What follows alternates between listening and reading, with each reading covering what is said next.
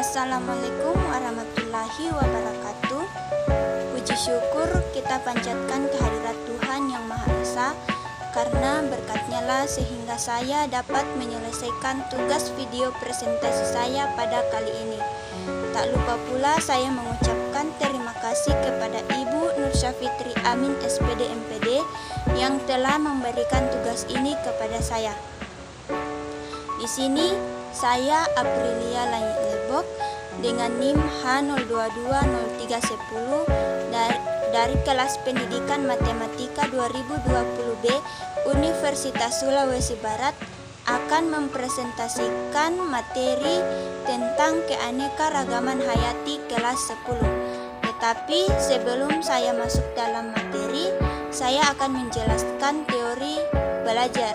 Teori belajar yang saya gunakan pada saat ini yaitu teori behavioristik, di mana teori behavioristik ini adalah teori belajar yang mengedepankan perubahan perilaku peserta didik sebagai hasil proses pembelajaran.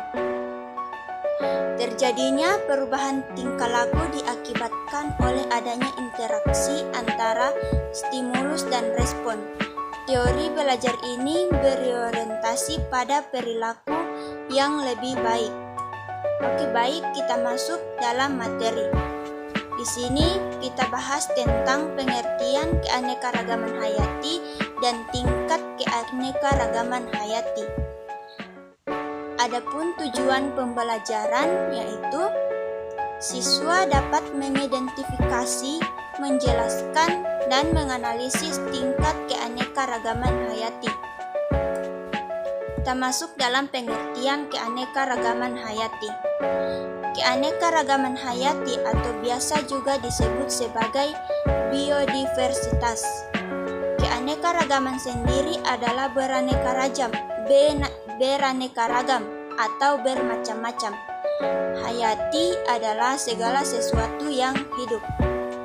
Keanekaragaman hayati atau biodiversitas adalah keseluruhan variasi pada makhluk hidup yang terjadi karena adanya perbedaan warna, ukuran, bentuk, jumlah, tekstur, sifat, habitat, dan lain-lain. Jadi benar-benar bervariasi karena makhluk hidup itu kan beraneka ragam atau bermacam-macam gitu ya. Dan ini disebut variasi bisa terjadi karena berbagai macam hal, dan terjadinya itu bisa karena adaptasi maupun karena evolusi, di mana adaptasi itu adalah penyesuaian diri dari makhluk hidup terhadap lingkungan yang berbeda, sedangkan evolusi itu adalah perubahan yang terjadi secara lambat sehingga memunculkan adanya spesies yang baru. Sampai di sini paham ya tentang pengertian keanekaragaman hayati. Dan biodiversitas dapat terjadi pada berbagai tingkat kehidupan, mulai dari organisme tingkat rendah sampai tingkat tertinggi. Baik, kita masuk dalam tingkat keanekaragaman hayati. Yang pertama, keanekaragaman tingkat gen. Keanekaragaman tingkat ini disebabkan karena adanya variasi gen atau struktur gen dalam suatu spesies makhluk hidup. Karena keanekaragaman hayati tingkat gen disebut sebagai varietas. Contohnya, misalnya mawar. Mawar itu kan ada warnanya merah, ada warnanya putih, ada warnanya pink. Padahal satu jenis mawar, tapi warnanya berbeda-beda.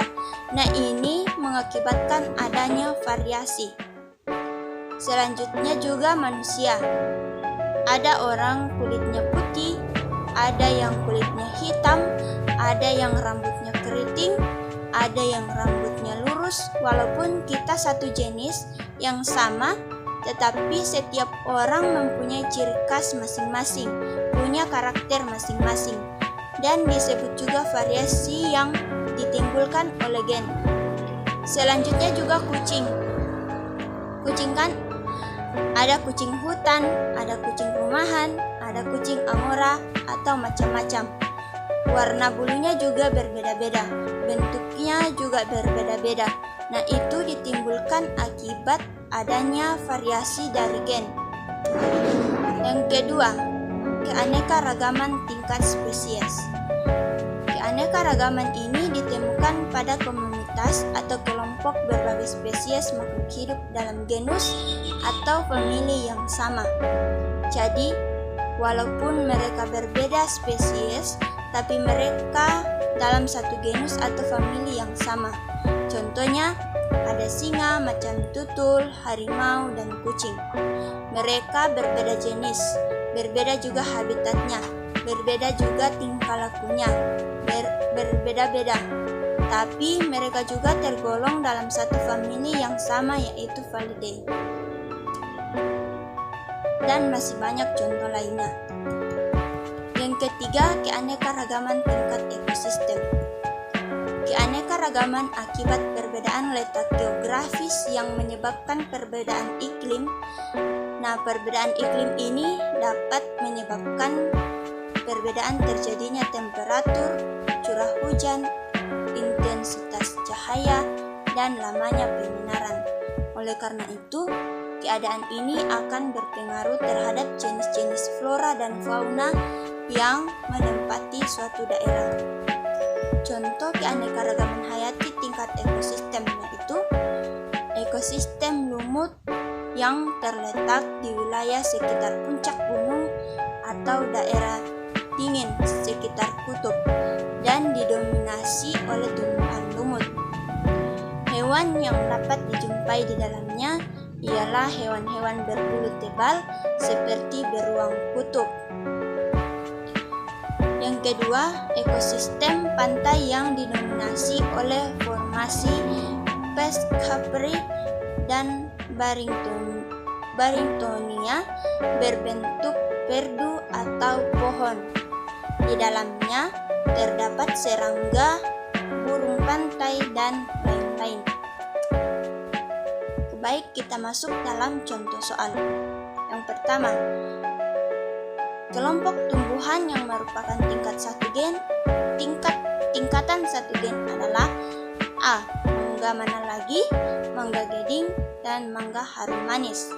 B. Jambu, mangga, dan pepaya. C. Kelapa sawit, kelapa gading, dan aren. Bagian D. Aren, jambu, dan kelapa sawit. Bagian E. Bawang merah, bawang putih, dan bawang daun. Jawabannya adalah A. Mangga mana lagi, mangga gading, dan mangga harum manis. Kenapa? Karena jenis mangga mempunyai berbagai variasi. Hal ini disebabkan faktor gen yang bervariasi. Mangga dalam satu jenis memiliki rasa dan tekstur yang berbeda-beda. Begitupun dari segi penampilan fisik tanamannya. Kita masuk dalam contoh soal kedua, yaitu keanekaragaman jenis dapat terlihat dari adanya perbedaan.